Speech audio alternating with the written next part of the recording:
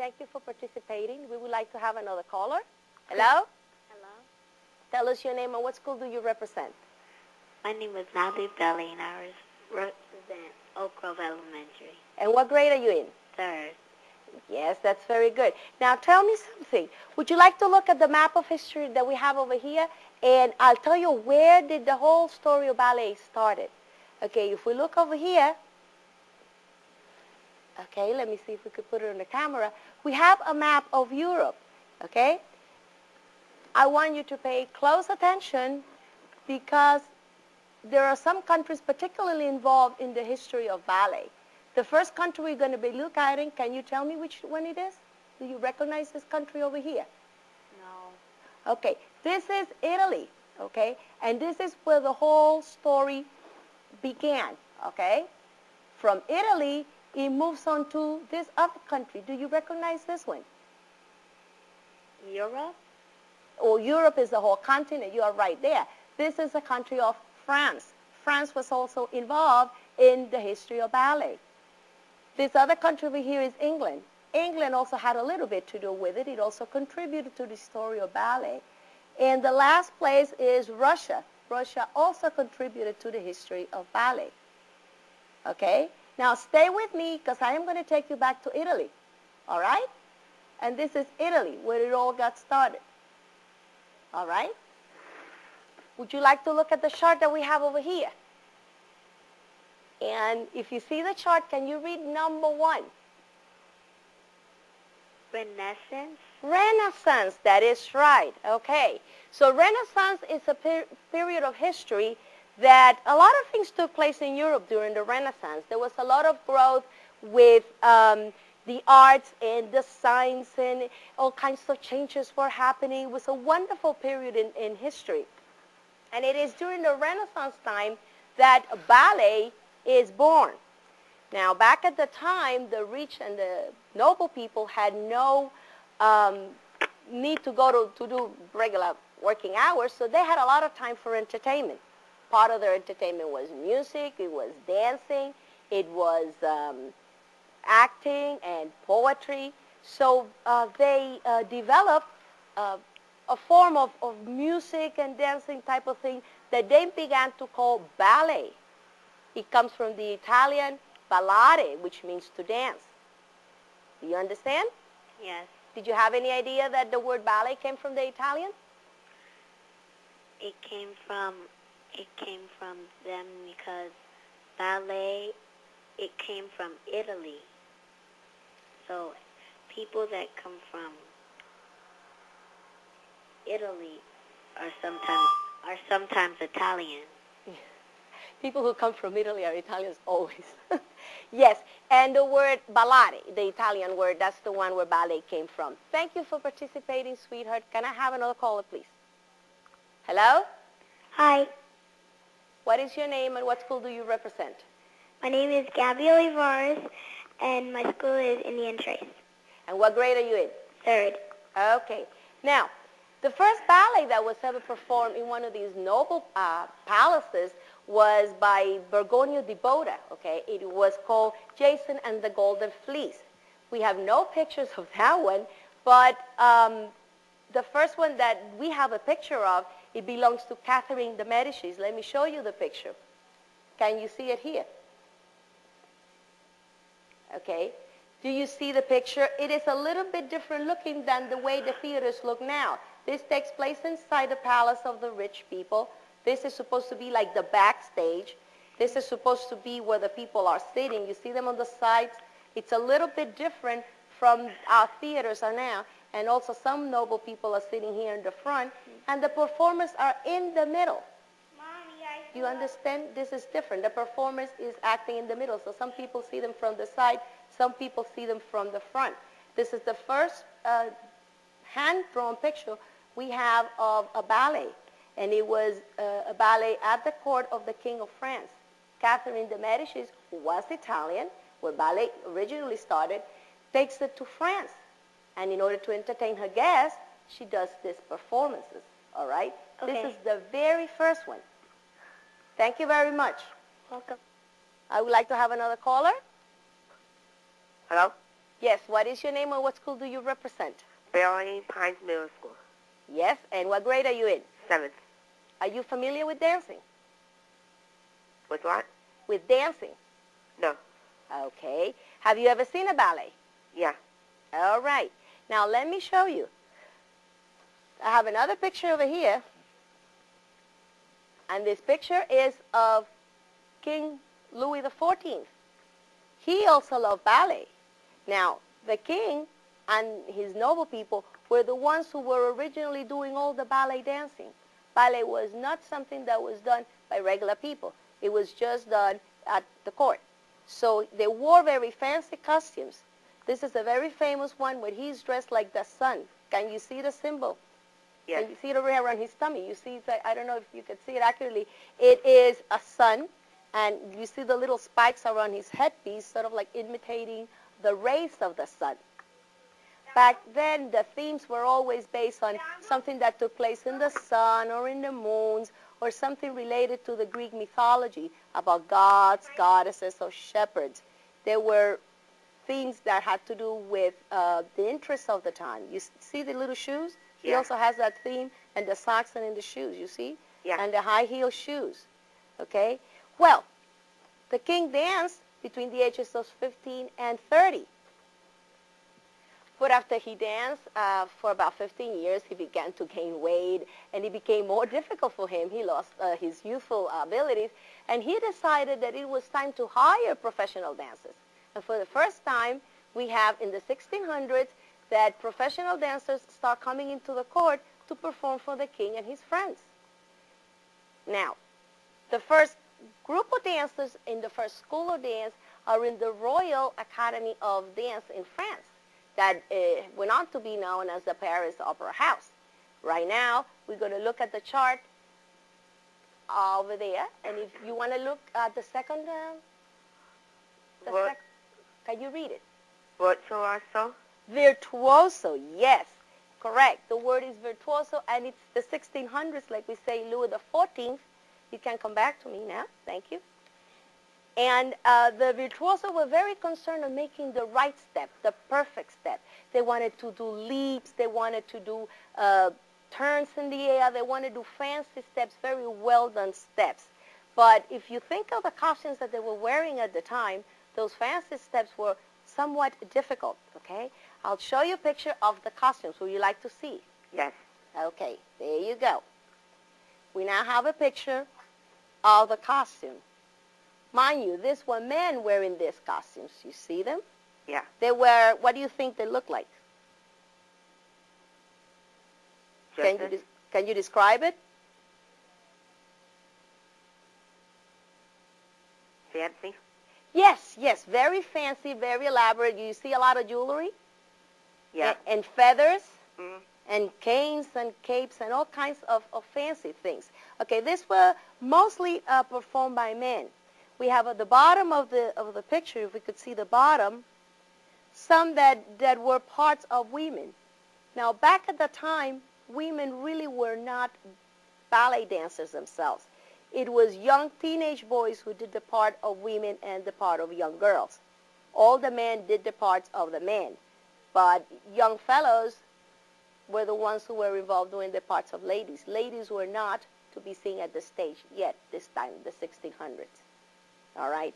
Now, the steps got kind of cumbersome. I always get the feeling that they must have tripped once or twice during the performance because they were very, very bulky and uncomfortable to do the leaps and all the steps. Okay? Yeah. All right.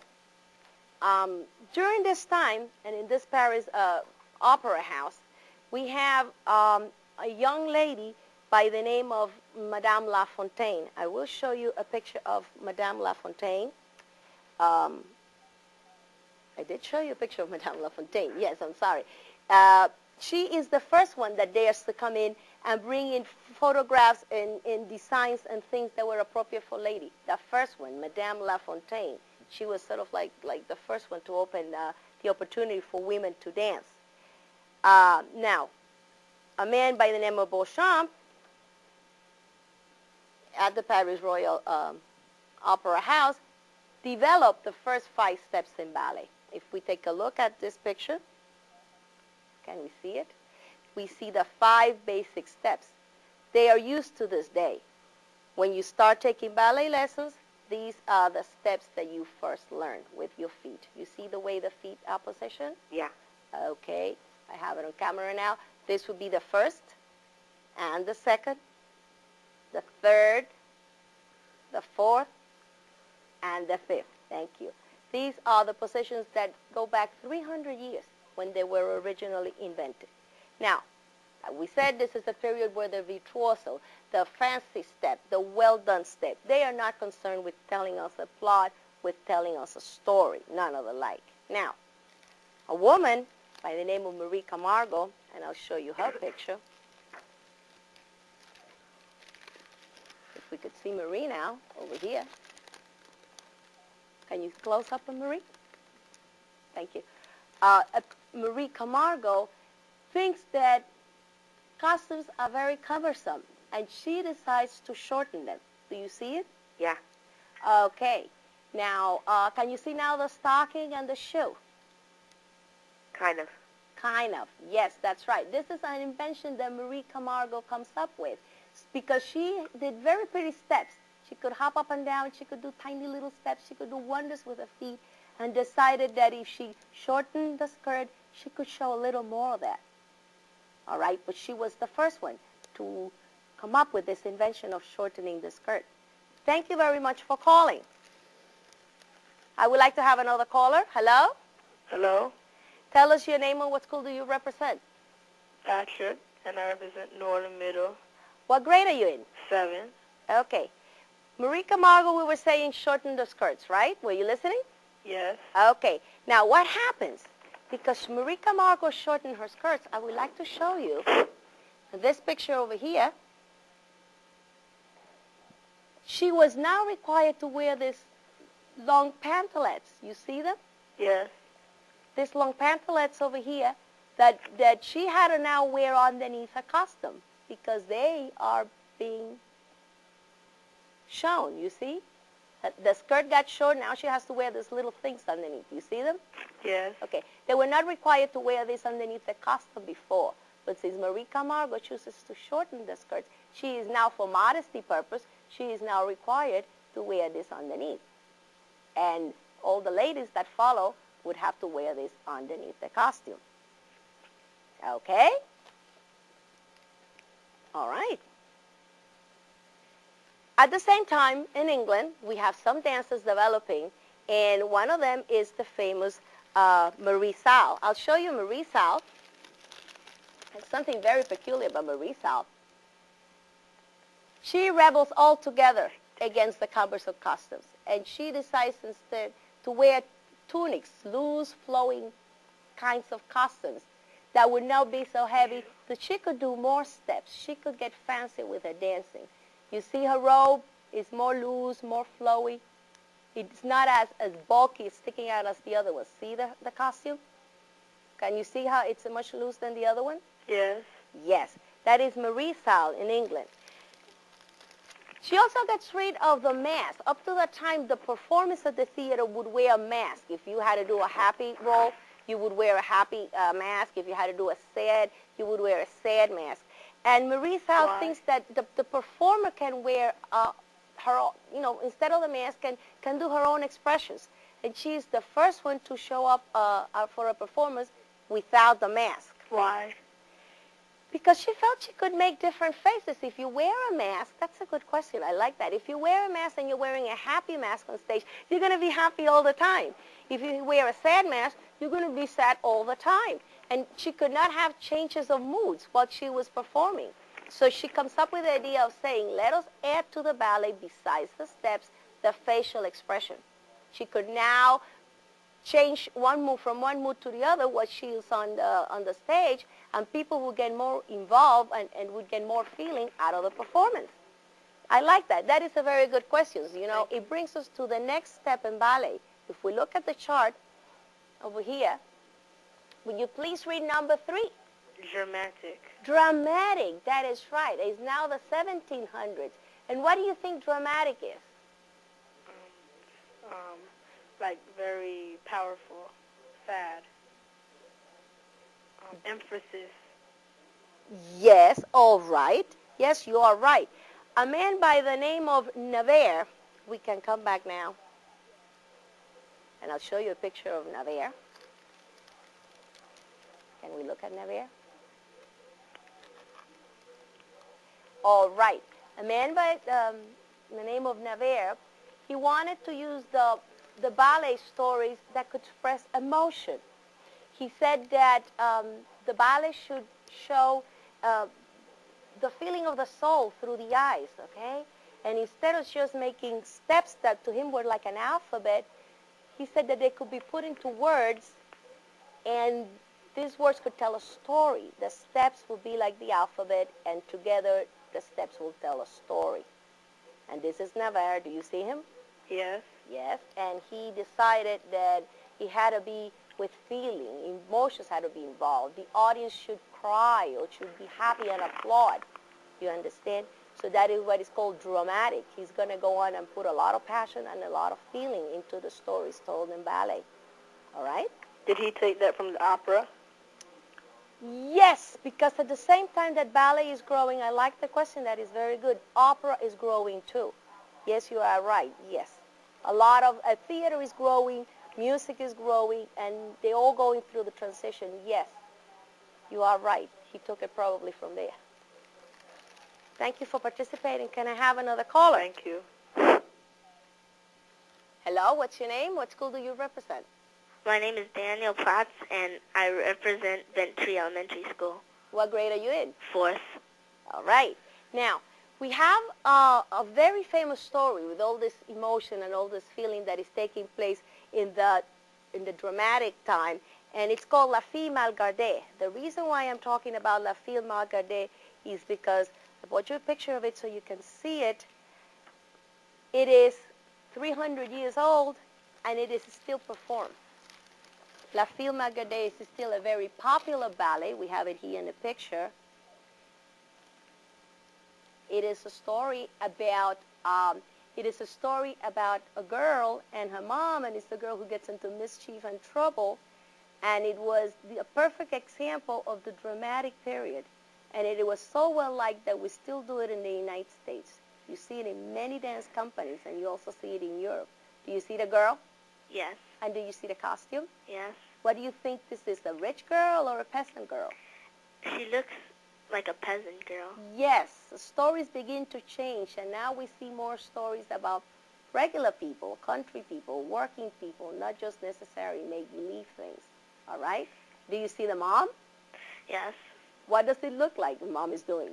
It looks like she's scolding her child. Indeed, yes. She does get into trouble throughout the story. Do you think the girl is crying? Yes, because she's wiping her eyes. That's right. Would she be wearing a mask? Do you think that people would have been able to understand that she's crying? I don't think so. Do you understand now why we got rid of the mask? Yes. And now the dramatic period, you get to see the faces the performers can do on stage. Has the story changed since 300 years ago?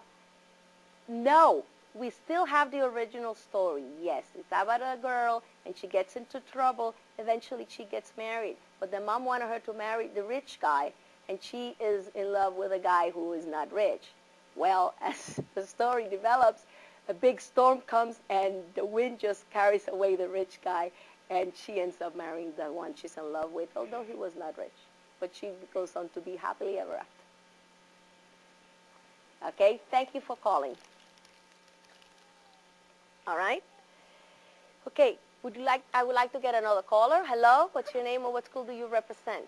Hello, my name is Julia Robledo, and I represent the school of Charles R. Hadley. Yes, and what grade are you in? 4th. Okay, would you like to go to the chart and read the next period in ballet that we have? Okay. Read number 4. Romantic. Romantic. Yes, it's the 1800s now. Okay, please come back. What do you think takes place during the romantic period? I think it explains like love to someone else, like romance. That's right. Stories about fairies happened during the Romantic period, and spirits, and make-believe little winged things like dragonflies and so forth. Now, all these little winged creatures flew about the air. They were not little creatures that walk on the ground. And in order to create this illusion of the flowing, flying type of creatures, the ballerinas of the time decided to go on their feet, all right? And they went on to what it was called the point shoe. Now they are dancing at the tippy tops of their feet. And they have come up with a whole new style of dancing. They became very famous. They dance on their feet. The most famous one of all I would like to show you, it's called Marie Taglioni. And Marie Taglioni, if you could see a picture of Marie Taglioni over here,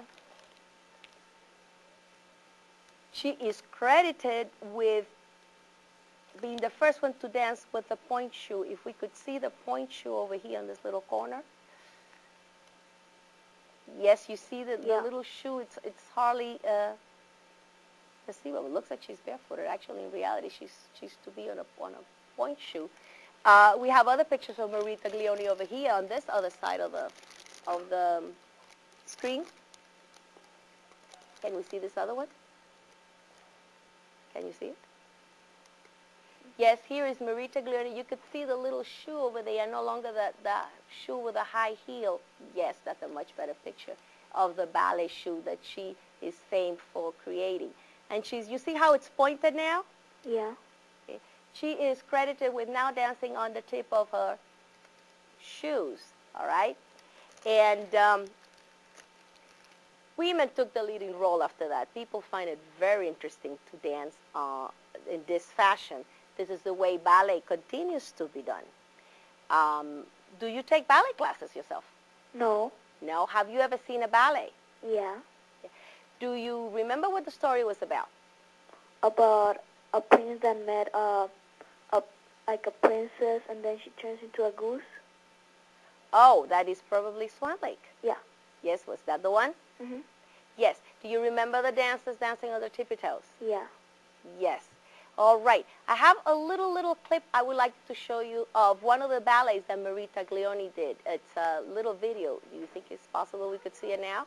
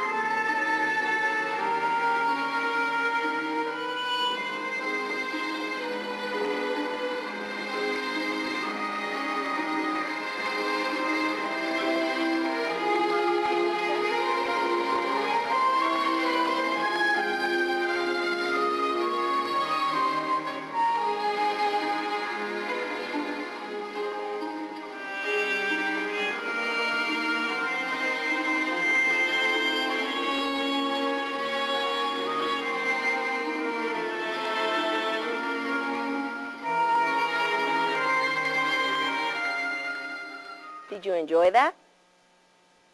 Hello? Yes, can I have another caller? Hello? What's your name? What school do you represent? Randall Chad Levy, and I represent North Grade Elementary, and I'm in grade 4. Were you watching the clip? Yes. Did you notice the dancer on the point of the toes? Yes. Yes. Did you notice the costume? Yes. Okay. It was supposed to represent which character? Which one? The male or the female? The female. Like a princess almost. Did you notice the little wings in the back? No. Well, she was wearing a pair of tiny little wings, both of the girls that you saw there, because it was supposed to be like a fairy, okay? Okay. Yes. What about the ballet did you like the most? That little clip that you see. I kind of liked it all. You kind of like it all. Okay, that ends the Romantic period. That was the example of the Romantic period. And if we recap quickly, we took a look originally at the Renaissance. That was the first period. Then we look at the virtuoso. They were concerned about the steps. Then we look at the dramatic. They took off the mask, and they were very interested in the emotions of the ballet. And the fourth one that we look at was the romantic. Okay, unfortunately, we couldn't look at the Italians and the Russians. We were very interested in what went on up to there. But I would love to come back and discuss it with you at a future time. It was a pleasure having you. Thank you very much. And please continue watching Dial a Teacher. Thank you.